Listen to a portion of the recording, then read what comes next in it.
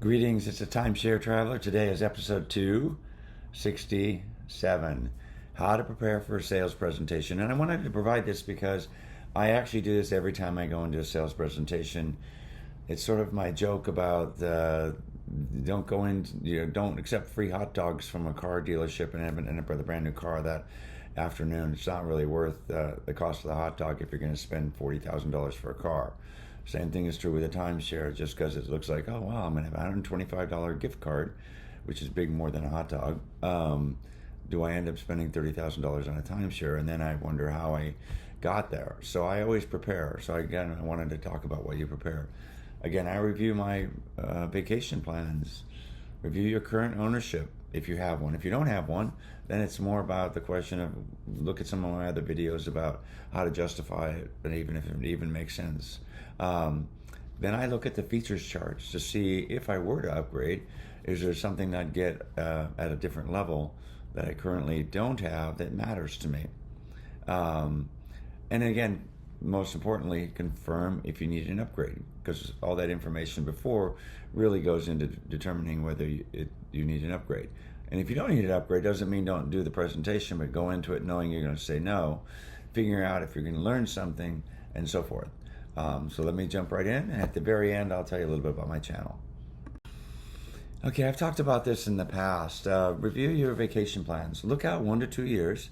Determine what you want to do for your vacations or getaways or whatever you want to call them. Do you even have vacation plans? So if you don't have plans, then that's kind of like I'm going to get the hot dog and don't sit down and talk because you end up with a car. So if you don't have vacation plans, then having something that has maintenance coming constantly might not be the best thing for you. I would have vacation plans before I bought the timeshare, not buy the timeshare thinking, oh, that'll cause me to have vacation plans. That's like signing up for a fitness center package on December 31st, thinking that'll make it so you will actually go to the gym. Doesn't work for most people. The other question, ask yourself, do you want to upgrade your accommodations? So you've been doing vacations, but the accommodations, you're getting more expensive, and you want to see if there's some way to manage that. That was my case, for sure. Do your plans match up with using your timeshare? Can you plan out in advance? Can you plan 6 to 9 months out? Not that you always have to, but the question is, can you? So in case that's what's required for the location you want. Or maybe you're just better off with an Airbnb approach or an RV or something else like that. Just important to know that. Will you need larger accommodations in the future? If you're a certain age and you're adding children, you're like, the studio hotel is not going to work with the 4 of us anymore. That's just not what where we want to be. So you're looking at, okay, the timeshares always give me a 1-bedroom or whatever. What does it cost to do that? So that, again, reviewing that. Then the next thing is look back over the last, and I said 5 years, but a period of time. How many did you actually do? So when you look at, are you coming up with a wish list or something you've consistently done and that you plan to do? Again, if you buy a timeshare, maintenance comes whether you want it or not. And so it's more important to know that you've done it in the past, you're going to do it in the future, and you know why. And again, does your past equal your future needs? And again, if future needs are greater, why? Oh, I'm getting close to retirement. I want to do more travel. I've been saving for this. I've got the budget for it. I've got it set aside for my retirement. Perfect. That's what's important. And let's talk about the next step. The next step is review your current ownership, and that's only good if you're watching this video and you have an ownership. And if your ownership is 0, then the question is, what do you need to learn? I have a video on how to justify buying a timeshare, and I recommend you look at that.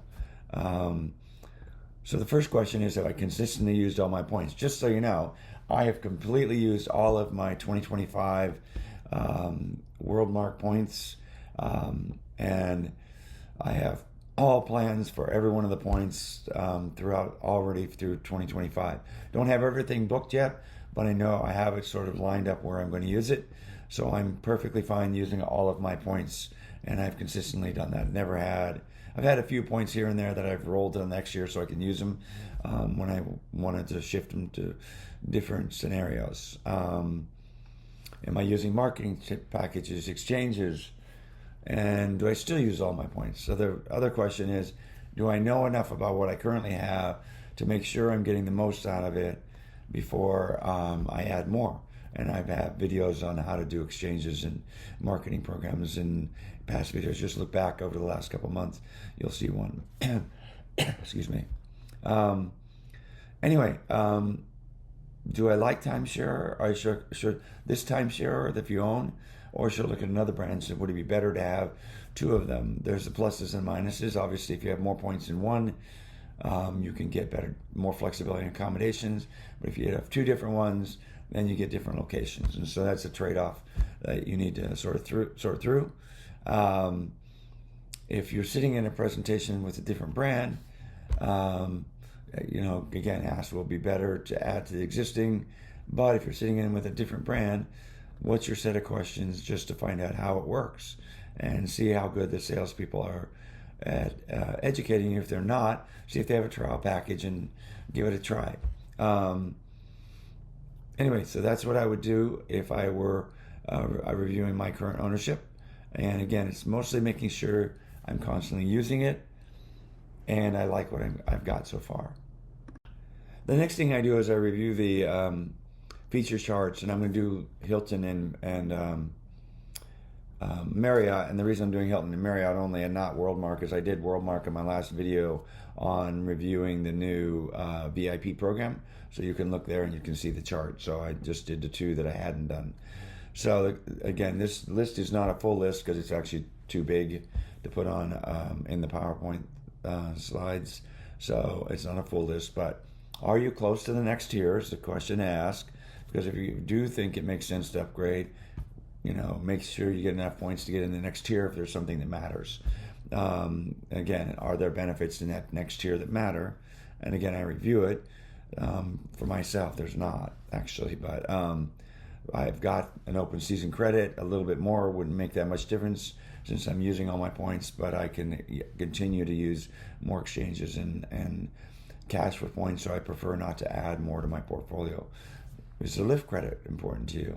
I love it actually, because that way there are some places I go for a week and I don't need a car. I just take the lift from the airport right to the location. It's basically part of my package, and it's free, or I have the credit for it, and then I return. And the open season credit, I actually used it for a 4-night stay in Las Vegas last year, so it's like an extra vacation for me. And it was actually a 2-bedroom because my son and I both went. So those are just some things to do, but review it to see if there's anything that makes sense when you're analyzing the upgrade. And here's Marriott's chart, and again, are you close to the next tier? And are there benefits that make sense? The ones where I'm sitting at the select versus executive, the 1-night stay bookings for 13-month outs, I have to wait till 6.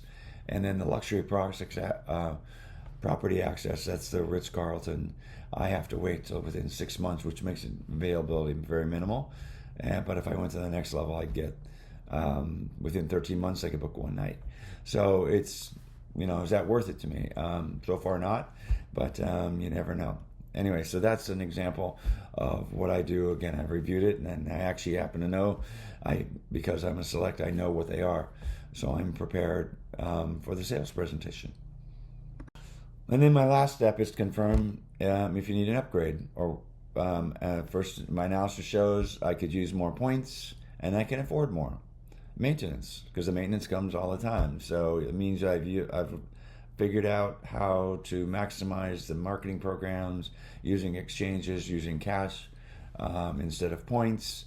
What is your budget to buy and the property, and what's the maintenance, and what's your budget for that? What additional bonuses do I want as far as presentation? I can ask for twice the number of points as a bonus because I like to splurge my vacationing for the next 1 to 2 years, or what other things. So kind of think through what extra things you'd like to ask. It doesn't necessarily mean you're going to get them, but at least going in, you know what to negotiate. You're not caught like at the very last minute, only being able to accept what they offer, you should always be prepared to walk away. If now is not the time to do an upgrade because it's just not going to work for whatever reason, the question you have to ask yourself is, what can I learn from the presentations to get better usage of what I already have? And if you're only going for the perk, remind yourself to say no over and over again. You don't want to be the person who buys the gym membership in December to think they're going to force themselves, or go for the free hot dogs at the Labor Day. Oh, come bring your kids, feed them hot dogs while we talk about buying cars. You don't want to end up with a $40,000 car or a $40,000 timeshare when you just went through the analysis and you know the answer is no. Hope you liked the video. I'm going to tell you a little bit about my channel. Don't forget to like the video, and please subscribe if you haven't already. Hi, this is Cliff, and I'm the Timeshare Traveler. Welcome to my channel. The purpose of my channel is to educate those who love traveling in timeshares. I've been an owner for 15 plus years at timeshare ownership. I have elite ownership with Marriott, Hilton, and Worldmark. I have published over 100 timeshare video reviews, and I've published over 95 timeshare tips. I can be found on Facebook at Timeshare Trav, at Twitter Timeshare Trav, and on the web at www.timesharetraveler.com.